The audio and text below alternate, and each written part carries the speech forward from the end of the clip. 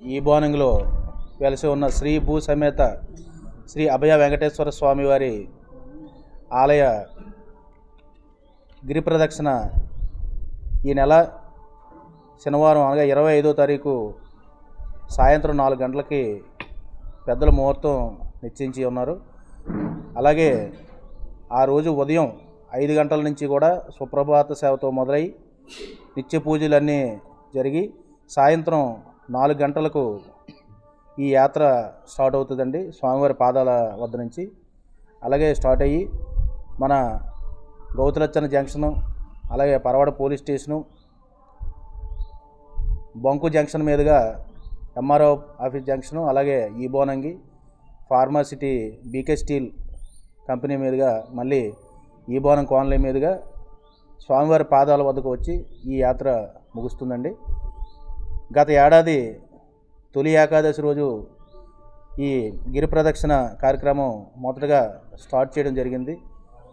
ప్రజల నుంచి భక్తుల నుంచి కూడా చాలా అనూహ్యమైన స్పందన వచ్చింది గత ఏడాది. అలాగే ఆ ఏడాది వచ్చిన జనాల్ని దృష్టిలో పెట్టుకొని ఈ సంవత్సరం ఇంకా మెరుగ్గా ఇక్కడ ఏర్పాట్లు చేయడం జరిగిందండి. ఇక్కడ మండపం దగ్గర నుంచి కూడా ఒక వే ఇచ్చాం. భక్తులందరూ కూడా గమనించాలి.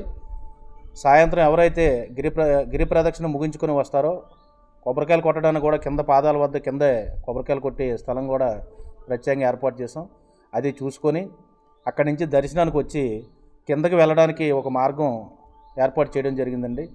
వచ్చే మార్గం ఒకటి ఉంటుంది, వెళ్ళే మార్గం ఒకటి ఉంటుంది. ఒకటే మార్గం కాబట్టి భక్తులందరూ కూడా దీన్ని గమనించి మా కమిటీ వారికి సహకరించవలసిందిగా కోరుచున్నాం.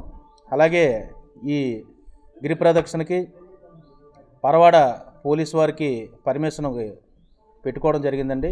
వారు కూడా పర్మిషన్ ఇచ్చి ఉన్నారు.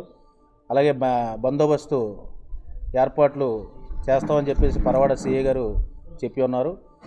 వారు కూడా గత ఏడాది బాగా బందోబస్తు ఏర్పాటు చేసి ఎక్కడా కూడా చిన్న అవాంఛనీయ సంఘటన కూడా జరగకుండా చాలా జాగ్రత్తగా ట్రాఫిక్ అది నియంత్రణ చేసి చాలా చక్కగా కార్యక్రమం జరగడానికి పరవాడ పోలీసు వారు గత ఏడాది చాలా చక్కగా సహకరించారు. అలాగే ఈ ఏడాది కూడా పరవాడ పోలీసు వారిని మీ పత్రికాముఖంగా కోరుకుంటున్నామండి.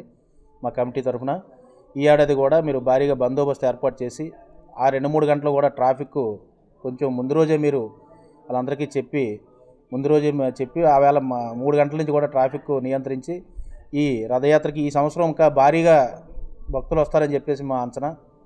పోయిన ఏడాది 5-6 వేల మంది వచ్చారు. ఈ ఏడాది 10,000 నుంచి 20,000 మధ్యలో భక్తులు వస్తారని చెప్పి ఒక అంచనా వేస్తున్నాం. దానికి తగ్గ ప్రసాదాలు కానీ, వాటర్ కానీ, మజ్జిగ కానీ భక్తులు సహాయంతో ఎక్కడికక్కడ గిరి ప్రదక్షిణ రూట్ మొత్తం కూడా ఏర్పాటు చేయడం జరిగింది.